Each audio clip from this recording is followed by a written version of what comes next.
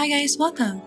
The Danmachi anime collab event is coming this November, and this video will showcase the DPS potential of the brand new collab hero class AIS WALLENSTEIN on the beta test server. We've already had a sneak peek at some of her abilities in one of my previous videos. This time I'll show you whether AIS can clear the current late game instances as a solo damage dealer. Alright, without further ado, let's begin. First up, here's a quick overview of the build I'm using for this showcase. For stats, I'm maxed out in to boost raw magic attack, luck to increase spell crit damage, and strength to further boost melee physical attack. For advanced runes, I maxed out her core passive skill to level 7 to maximize the damage of the mini whirlwind. In terms of equipment and cards, I'm using a mix of magic skill damage and spell crit gears, as well as items that provide physical attack, physical damage, and physical pen, since AIS can also take advantage of these stats in her damage calculation. In longer fights, her signature weapon, Sharp Sword, is the best in slot for maximizing DPS, especially with a tier 5 upgrade that boosts Silver Light's duration by 1 second. I'll break down my full stats, upgrades, and gear setup in a separate video, so stay tuned for that. Now let's see how AIS performs in some of the current late game PVE instances. Before entering the dungeon, I prep with meal bees, alloys, and 6 stacks of Divine Trees juice. All in all, with self buffs, these are the stats I end up with. For this showcase, I'll be running with only a Saint since I can only use 2 accounts.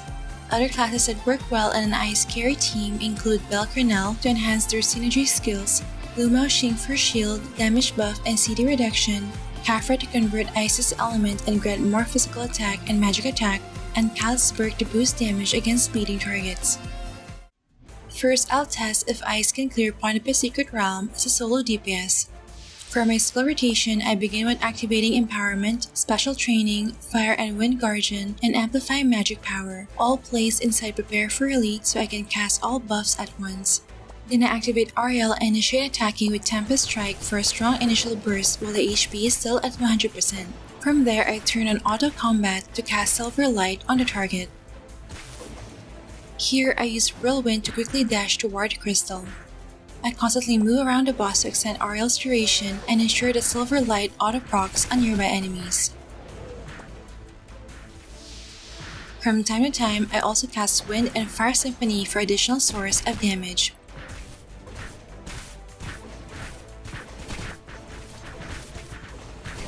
And that's it, AIS can successfully clear Pontific's Secret Realm in just under 1 minute.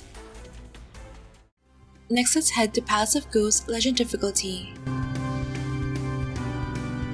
The sustained damage from Silver Light and Mini Whirlwind allows AIS to quickly shred Kane's HP.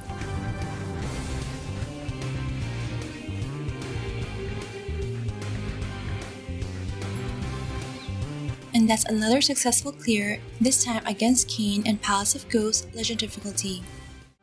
Next, let's move to Space of Time Legend difficulty.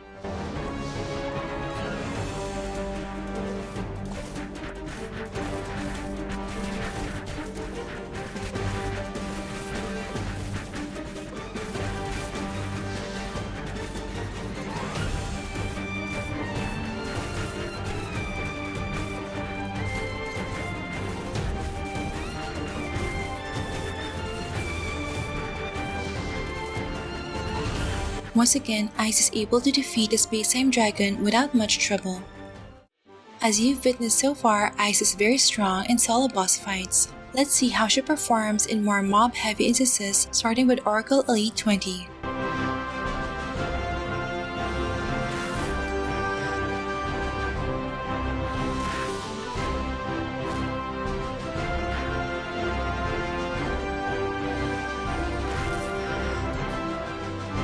As you can see, I was able to handle the first few waves of mobs without any issues. For the first MVP, Dreamy Kate Sid, I was able to burst it down after getting 2 butterflies.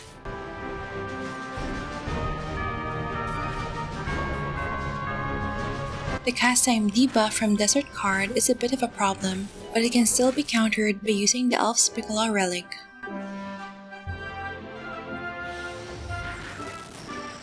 You'll also notice that AIS can still move around while stunned, although she cannot cast skills during that time. For my second MVP, Kaho, the Tempest Strike hit for 1.3 billion damage, which was enough to one-shot it. What I really like about Ice is that she can auto-proc 1 damage tick of Silver Light on nearby enemies during Aerial state, so she can still kill enemies even when she's unable to cast skills.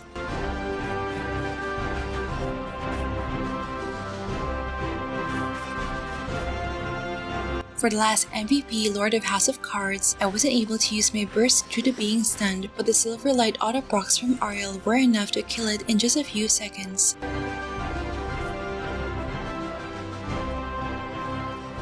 Overall, Ice has more than enough damage to clear Oracle Elite 20 with ease. Next, to see how she does in Y-Star Airship 15.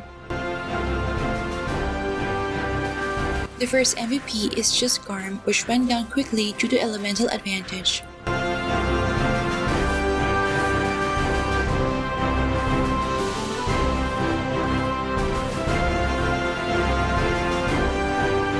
The next MVP is Snake Gorgon, and it was also killed pretty easily.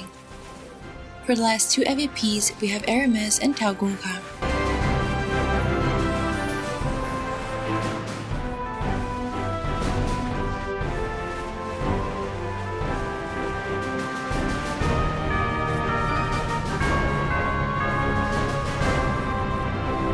It took a bit longer to kill Taugunka since I missed my burst window during the first Fallen Stone phase. Even so, I still managed to clear White Star Airship 15 in less than 4 minutes. And lastly, let's check Ice's performance in Constellation Tower 5. The first few levels can be cleared easily since Ice can reduce the target's refined magic damage reduction by up to 25%, which is huge for boosting magic damage. Using Wind and Fire Symphony, she can group monsters together, ensuring they are consistently hit by her skills.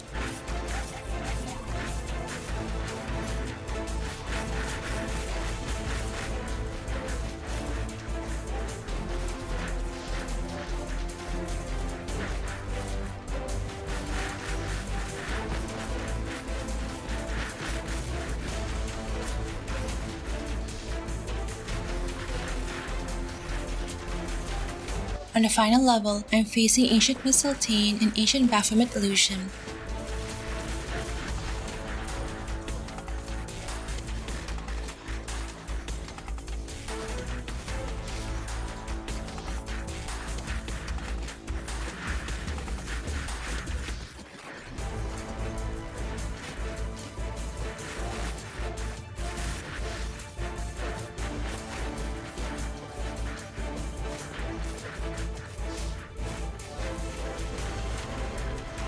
Even though the fight took a bit of time, I was able to defeat both bosses as a solo DPS.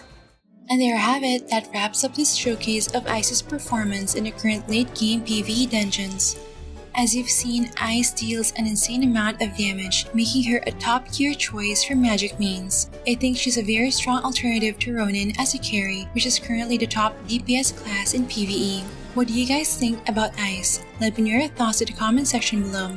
I'll be releasing a detailed guide on her skill set and PvE DPS build in other videos, so stay tuned for that.